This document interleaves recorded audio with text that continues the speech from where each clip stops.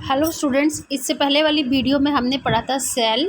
और सेल में हमने पढ़े थे डिफरेंट पार्ट्स, जैसे डेड सेल को किसने डिस्कवर किया, लिविंग सेल को किसने डिस्कवर किया, न्यूक्लियस को, प्रोटोप्लाज्म को, सेल थ्योरी। ठीक है, अब हम इसमें पढ़ेंगे यूनिसेलुलर एंड मल्टीसेलुलर। ठीक है, यूनिसेलुलर क्या होता है?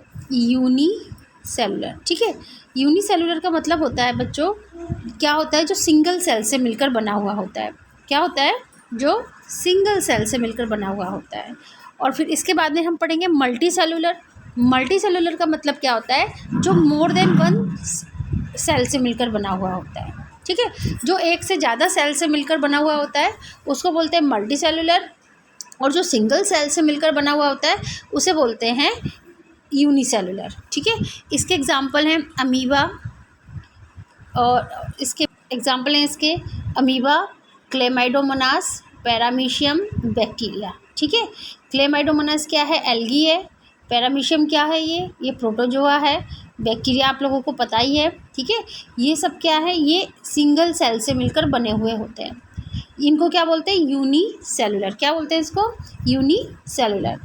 इसके बाद में नेक्स्ट आता है multicellular organism.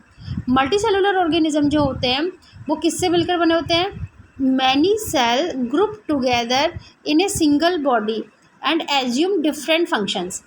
Multicellular का मतलब होता है जिसके अंदर बहुत सारी सेल मिलकर डिफरेंट फंक्शंस करती हैं। मैनी सेल ग्रुप टुगेदर, बहुत सारी सेल मिलकर एक साथ इकट्ठी होकर एक बॉडी में डिफरेंट फंक्शंस करती हैं। ठीक है, तो ऐसे ऑर्गेनिज्म को क्या बोलते हैं? मल्टी सेलुलर ऑर्गेनिज्म बोलते हैं। इसके बाद में है, इसके एग्जाम्पल है फंगस, प्लांट्स एंड एनिमल्स। ठीक है, तो हमने अभी क्या पढ़ा? Unicellular and multicellular. इसके बाद में है every multicellular organism has come from a single organism. How? Question इन्होंने पूछा है, क्या multicellular organism single cell से मिलकर बना हुआ है? तो इन्होंने ये बोला है, cells divide to produce cells of other kind, all cell does come from pre existing cells. देखो, जैसे ये वो जो लिखा है ना, प्री एग्जिस्टिंग सेल्स, ये किसकी थ्योरी आ गई? विर्को की थ्योरी। विर्को ने क्या बोला था कि जितने भी सेल्स हैं वो किससे मिलकर बनी हुई हैं? प्री एग्जिस्टिंग सेल से। ठीक है, तो ये कह रहे हैं कि क्या मल्टी सेलुलर ऑर्गेनिज्म है वो सिंगल सेल से मिलकर बने हुए हैं? यस, कह सकते हो कि हाँ, उनसे मिलकर बने हुए हैं। ठीक है, और ये किससे? ऑल सेल जो है वो किससे आई हैं? ऑलरेडी जो सेल प्रेजेंट है उनसे। इसके बाद में देखो, some organism can also have cells of different kind. ठीक है, ये जो डायग्राम इसमें दिखा रखा है, इसमें ये डिफरेंट सेल्स दिखाई हुई हैं। ये देखो, यहाँ पर ये है कौन सी?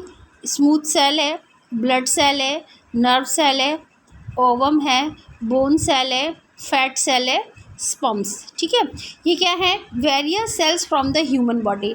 ह्यूमन बॉडी के अंदर डिफरेंट टाइप्स की जो सेल पाई जाती हैं वो यहाँ पर दिखा रखी है। अब देखो बच्चे, उसमें है the shape and size of cells are related to the specific function they perform. ये कह रहे हैं जो सेल की शेप और साइज है वो रिलेटेड होती है उसके फंक्शंस पे। Some cells like amoeba have change shape. ये कह रहे हैं अमीबा जो होता है वो अपनी शेप को चेंज कर लेता है। जैसे ये क्या, ये किस चीज़ की शेप है? ये अमीबा की है। ये इसकी शेप हमेशा ऐसी नहीं रहती, इसकी शेप जो है चेंज होती रहती है, कैसी भी ये अपना शेप कैसी भी बना लेता है। ठीक है, इसके बाद में नेक्स्ट है, ये है in some cases the cell shape could be more or less fixed and peculiar for a particular type of cell. ये कह रहे हैं कईयों में क्या है कि सेल जो होती है उसकी शेप और साइज जो होता है वो फिक्स होती है। For example, nerve cells have a typical shape. ठीक है, अब जैसे मैं यहाँ पर ये एक डायग्राम बनाती हूँ नर्व सेल का, तो ये क्या है? ये नर्व सेल है, ये हमारी बॉडी के अंदर प्रेजेंट होती है। ठीक है, तो ये जो नर्व सेल है, ये कह रहे हैं कि इसकी जो है वो क्या है? शेप एंड साइज जो है वो क्या है? फिक्स है। इसके बाद में नर्व सेल कहाँ पे प्रेजेंट होती है? हमारी पूरी बॉडी के अंदर प्रेजेंट होती है, और नर्व सेल मिलकर ही क्या बनाती है? Nervous system. और नर्व सेल को क्या बोलते हैं? न्यूरॉन भी बोलते हैं।